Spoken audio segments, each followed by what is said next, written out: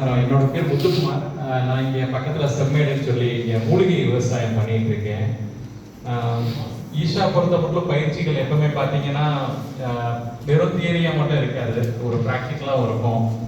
அதுக்கு நம்ம கிளாஸ் எடுத்த அண்ணா பார்த்தீங்கன்னா உங்களுக்கு நல்லா கவனிச்சு பார்த்தீங்கன்னா தெரியல, அவங்க எத்தனையோ வருஷம் அந்த ஃபீல்டில் கற்றுக்கிட்டதை நமக்கு அவ்வளோ ஈஸியாக நம்ம கையில் கொடுக்குறாங்க. எப்படி நம்ம செய்யணுங்கிற அந்த ஆர்வம் தெரியுது. ஒரு அக்கா கேட்டாங்க, உங்களுக்கு கவனிச்சிங்களான்னு தெரியல, அந்த தேக்கு மரம் அவங்க ஏற்கனவே உங்கள் தோட்டத்தில் வச்சுருக்கோம், அது கூட பண்ண வைக்கிறப்ப அண்ணா சொன்னாங்க, இந்த கீரைக்கு நம்ம தண்ணி அதிகமாக கொடுக்க தேவை இருக்கும். இந்த தேக்கு பார்த்தீங்கன்னா அந்த முதிர்வு தன்மை நம்ம கீரைக்கு தண்ணி அதிகமாக மண்ணில் தண்ணி அதிகமாக கொடுக்குறப்ப அதோட முதிர்வு தன்மை பாதிக்கப்படலாம் அப்படிங்கிற மாதிரி சொன்னாங்க.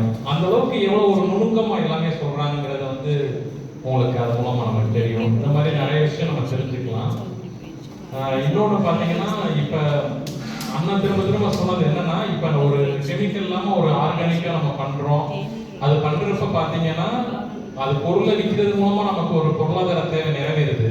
அதுக்கான ஒரு பெரிய முக்கியமான நிகழ்வு என்ன அப்படின்னு பார்த்தீங்கன்னா, நமக்கு முதல்ல ஒரு கெமிக்கல் ஃப்ரீயாக நல்ல பொருள் கிடைக்குது.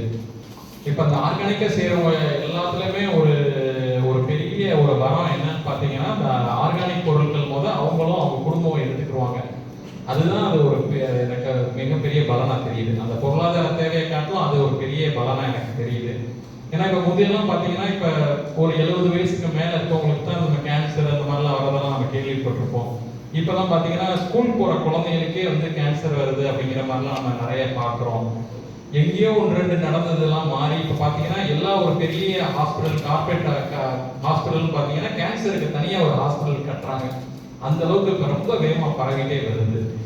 அதனால இது நான் என்ன நினைச்சிருக்கேன்னா, எனக்கு தேவையான அதை உற்பத்தி நம்ம பண்ணி நம்ம சாப்பிட்டுக்கிறோம் அப்படிங்கிறது நான் உறுதியாக இருக்கேன். ரொம்ப நன்றி.